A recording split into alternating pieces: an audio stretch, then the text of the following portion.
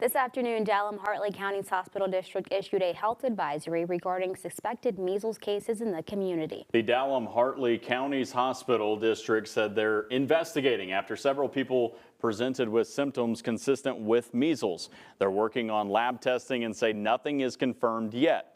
They encourage getting vaccinated and say if people in that area suspect they have the measles to call them to schedule a test. At the state level, the Texas Department of State Health Services is reporting an outbreak in the South Plains with 58 cases being identified.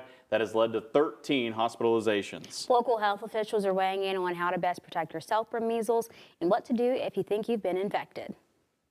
Measles is an airborne virus. It's one of the most contagious infectious diseases known to man. Throughout West Texas, measles cases are on the rise as vaccine skepticism grows, causing low vaccination rates. The best way to prevent measles is to vaccinate for it. I know vaccines aren't popular with everyone these days, and that's why we're seeing measles again, because the measles vaccine is an old faithful vaccine. It's been around since the 60s. Young says the vaccine is a live virus and protects against several illnesses. It protects you also against mumps and rubella, so three diseases that used to be common in childhood that are virtually unheard of these days because we've had high vaccine rates. But in the past several years, the vaccine rates have started to fall, and that creates opportunity for measles to spread. Measles is transmitted through the air and can present as a number of symptoms. Oftentimes it's a pretty high fever, like maybe higher than 104 degrees or so.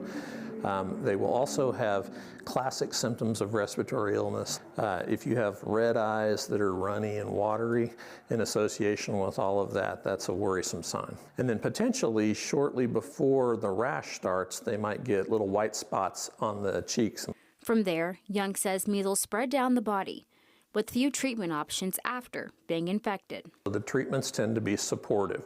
I mean, fortunately, as miserable as it is, most people are going to recover from it. They'll feel awfully unwell. They'll need to stay isolated. You're no longer contagious once it's about 4 days after the rash has blossomed and appeared.